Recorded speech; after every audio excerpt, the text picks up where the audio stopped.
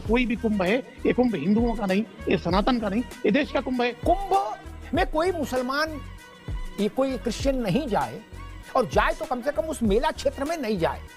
अखाड़ा परिषद के भी दिमाग में यही है कि वो जो आजकल जूस में मिलाने वाला कार्यक्रम है, रोटी पर बटर की जगह थूक लगाने वाला कार्यक्रम, ऐसा वहां भी कुछ कार्यक्रम चल गया। तो एक मिनट रुको मौलाना साहब, तो आपको अंदाज है 40 करोड़ आदमी आएगा, 40 करोड़, वहां तो ऐसी भगदड़ मच जाएगी मौलाना साहब कि कोई संभाल नहीं पाएगा। बहुत सारे कारोबार करने भी आते हैं। नहीं, नहाना चाहते हैं, नहीं कारोबार नहीं, नहाना चाहते हैं, वहां कुंभ में डुबकी लगाना चाहते हैं, संगम में, उनकी आस्था सनातन में आ रही है।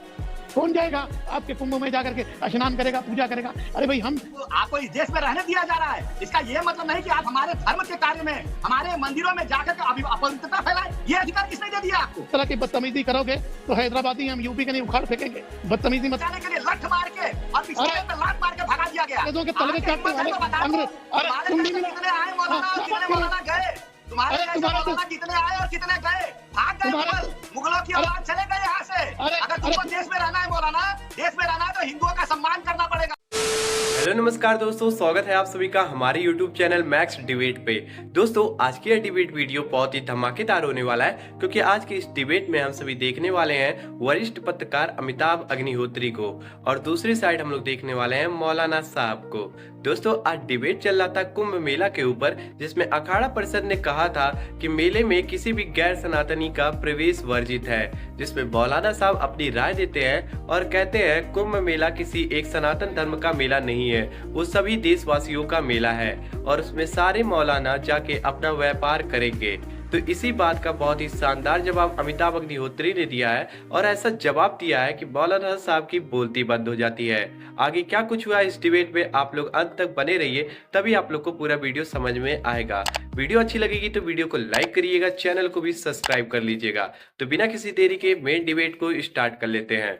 चलिए शुरू करते हैं। मौलाना नदीमुद्दीन साहब, आप कैसे देख रहे हैं इस बात को कि वहां जो सरकारी कर्मचारी हो वो सनातनी हो, इस बात को सरकार सुनिश्चित करे और मेला क्षेत्र में गैर सनातनी का प्रवेश नहीं हो? मौलाना साहब देखिए, जी देखिए, ये देश को विभाजन करने की पॉलिसी है। मैं कहता हूं अगर इनकी मांग मान ली जाए और सनातनी मुलाजिम रखा जाए तो कल मुसलमानों का कोई इज्तिमा हो या मुसलमानों की कोई मीटिंग हो या ईदगाह की, ईद पर लोग मुसलमान ईद की नमाज पढ़ते हैं, अगर वो डिमांड करें कि सिर्फ मुसलमानों को ही भेजा जाए, कल सिख का कोई बहुत बड़ा सम्मेलन होता है वो डिमांड करने लगे या क्रिश्चियन डिमांड करने लगे, तो मुझे लगता है कि सरकारी मुलाजिम सरकार का मुलाजिम होता है, ना वो हिंदू होता है ना मुसलमान होता है।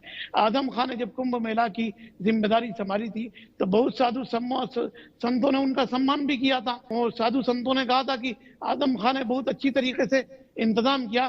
तो मुझे लगता है कि देखिए, कोई भी कुंभ है, ये कुंभ हिंदुओं का नहीं, ये सनातन का नहीं, ये देश का कुंभ है।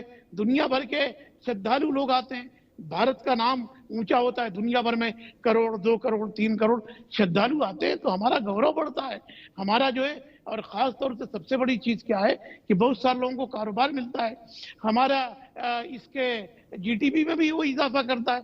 तो मुझे लग रहा है कि संयम की जरूरत है। तो मुझे लगता है कि सरकारी मुलाजिमीन के लिए जो बात की जा रही वो नहायत ही गलत है और देश को बांटने की एक साजिश है। जी मौलाना साहब, इसमें एक सप्लीमेंट्री मेरे जहन में आता है, सरकार के मुलाजिम होते, बात दुरुस्त है और मैं इस बात से सहमत हूं, ठीक।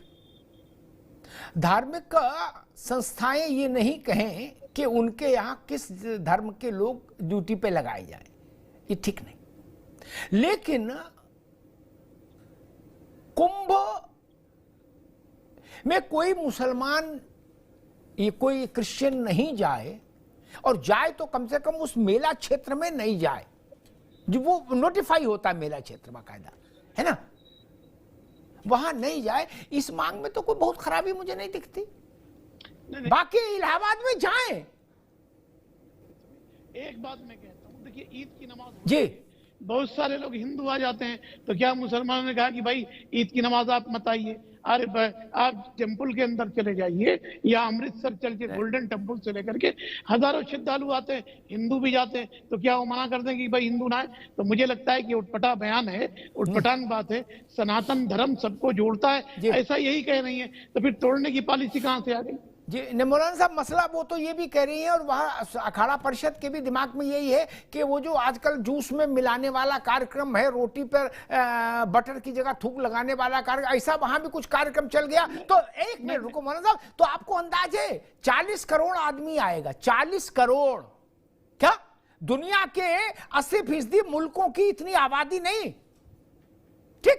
वहां तो ऐसी भगदड़ मच जाएगी मौलाना साहब कि कोई संभाल नहीं पाएगा। ये बड़ी अच्छी बात कही आप।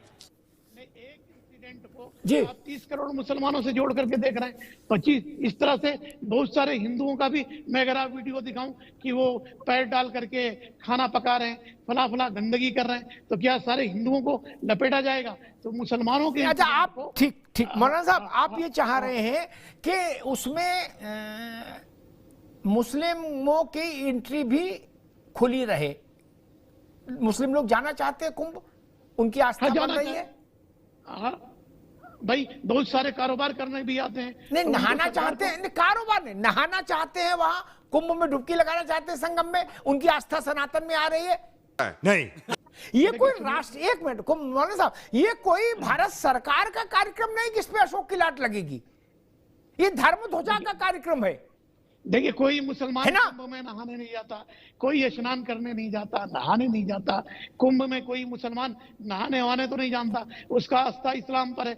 मेरे कहने का क्या मतलब है कि इस तरह से डिवीजन करने की बात क्यों की जा रही? वैसे भी मुसलमान नहीं जाते, कौन जाएगा आपके कुंभ में जाकर के स्नान करेगा, पूजा करेगा? जब आपको जाना नहीं, उनको बुलाना नहीं, तो ये बात तय हो जाएगी भाई नहीं कोई आएगा।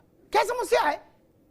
या तो आप ये कहो कि नहीं हमको जाना है, तो बात तो आगे बढ़े। जब जाना नहीं, उनको बुलाना नहीं, अलग अलग रहो, शांति तो रहे कम से कम। बात तो सही है। मौलाना साहब, इसमें इतना ज्यादा सेंटी होने की भी क्या जरूरत किसी को? मक्का और मदीना में भी गैर इस्लामिक व्यक्ति नहीं जाता है ना? तिरुपति देवस्थान जिसकी चर्चा हमारे मित्र कर रहे थे मुन्ना खान साहब, वहां भी कोई गैर सनातनी नहीं जाएगा, और अगर गैर सनातनी जाएगा तो उसको एक शपथ पत्र साइन करना होता है मौलाना साहब कि हमारी आस्था बालाजी महाराज में है, सनातन में है, दस्तखत करने होंगे। क्या सोनिया गांधी ने किया है साइन, इंदिरा गांधी ने किया है, जगन रेड्डी ने नहीं किया था, तो वो दर्शन नहीं कर पाए थे मुख्यमंत्री रहते हुए भी। मौलाना साहब, इसमें समस्या क्या है? मक्का में मदीना में इस ढंग का प्रतिबंध है ना? सुनिए, ठीक है, ये तो कुंभ में नहीं हो सकता। देखिए, देश सबका है, मक्का मदीना की बात मत करिए, हिंदुस्तान में रहने वाले 140 करोड़ लोगों का है। बात मुझे आपत्ति इस पर नहीं है कि आपत्ति इस बात पर है कि आप सरकारी मुलाजिमीन सिर्फ हिंदू जाएंगे। मेरा आपत्ति उस पर है, कैसे हिंदू जाएंगे? क्या हिंदू राष्ट्र है क्या? ये तो सबका है, 140 करोड़ लोगों का राष्ट्र है। क्या संविधान में ऐसा कोई है क्या? ये चीख करके चिल्ला करके बोल रहे थे कि हम आने नहीं देंगे। तो रामनवमी का जब जुलूस निकल रहा था तो कुछ मुसलमानों ने कहा कि हमारे एरिया से नहीं आना चाहिए, तो जब भी मीडिया ने कहा कि तुम्हारा एरिया है क्या, ये मेरा एरिया है क्या? भारत की एक एक इंच, भारत की भूमि सारे भारतीयों की है, तो आप कैसे कह देंगे कि इस एरिया में मत आइए, उस एरिया में नहीं आइए? अरे मक्का मदीना छोड़िए, वो इस्लामी कंट्री है। दुबई के अंदर तो एक टेम्पल भी बना दिया गया, लोग दुबई के अंदर नहीं जा रहे हैं क्या? वो भी तो इस्लामी कंट्री है। तो मैं कहता हूँ कि भाजपा के एक प्रश्न पूछूंगा, अरे मुझसे मैं आपके कोई प्रश्न का जवाब नहीं देता। अभी बता है भाई, अभी बता है। देश में ऐसे तमाम मंदिर है जो भारतीय जनता पार्टी ने नहीं प्रतिबंध लगाया है, उस मंदिर के ट्रस्ट ने प्रतिबंध लगाया है। चाहे वो सोमनाथ का मंदिर हो, चाहे कांचीपुरम का कामाक्षी मंदिर हो, चाहे जगन्नाथपुरी का मंदिर हो, वहां पे गैर हिंदुओं का प्रवेश वर्जित है। ये आप समझ जाइए। आपको इस देश में रहने दिया जा रहा है, इसका ये मतलब नहीं कि आप हमारे धर्म के कार्य में, हमारे मंदिरों में जाकर के अपवित्रता फैलाए। ये अधिकार किसने दे दिया आपको? आप बताइए, अधिकार दिया है क्या नहीं दिया आपको? एक मिनट रत्नाकर जी उनकी बात सुनिए जी। अभी मौलाना साहब की बात, रत्नाकर जी आपने प्रश्न पूछा, मौलाना साहब का उत्तर सुन लीजिए। मौलाना साहब देखिए मंदिर में आप किसको आने देंगे नहीं आने देंगे, ये ट्रस्ट का अधिकार है। अभी एक खतरनाक बात बोल रहे हैं, क्या हम आपको रहने दे रहे हैं? ये किसका मुल्क है? अब मैं कहूं कि आपके बाप दादा का मुल्क है, मेरे बाप दादा का मुल्क नहीं। इस तरह की बदतमीजी करोगे तो हैदराबादी हम यूपी के नहीं उखाड़ फेंकेंगे। बदतमीजी मत करो, बदतमीजी करोगे तो भुगतोगे तुम, याद रखो। हम रहने दे रहे हैं, तुम्हारे बाप का है, मेरे बाप का मुल्क नहीं है, तुम हमको रहने दो। अरे तुम हमको, अरे छोड़ो, मौलाना याद अरे रखो, छोड़ो, ये मौलाना याद उखाड़ रखो, फेंकेंगे, कैसे उखाड़ फेंकेंगे, हैदराबादी हैं हम, लट नहीं। अरे कोई नहीं भगाएगा, वो नहीं होगा। अरे तुम भी जो चाहोगे नहीं होगा, तुम भी जो चाहोगे नहीं होगा। तो हिंदुओं का सम्मान करना पड़ेगा। अरे छोड़ो, तुम्हारा देश नहीं है, अंग्रेजों के तलवे चाटने वाले, अंग्रेजों के तलवे चाटने वाले, तुम हमको क्या बोलोगे? मुंबई में हल्ला मचाने के लिए लठ मार के और पिछवाड़े पे लात मार के भगा दिया गया। तुम्हारे पिछवाड़े पर लात जिस दिन पड़ेगी पता चलेगा। अंग्रेजों के तलवे चाटने वाले अंग्रेज, अरे तुम भी मिलो। कितने आए मौलाना और कितने मौलाना गए? तुम्हारे जैसे मौलाना कितने आए और कितने गए? भाग गए मुगलों की औलाद, चले गए यहाँ से। अगर तुमको देश में रहना है मौलाना, देश में रहना है तो हिंदुओं का सम्मान करना पड़ेगा, हिंदुओं के भावनाओं का ध्यान रखना पड़ेगा। सुनो, पाठ में अपवित्रता नहीं फैलानी होगी, पटरियों पे गैस सिलेंडर नहीं रखना होगा मौलाना, नहीं तो लात मार के भगाने में यहाँ पुलिस को देर नहीं लगती है।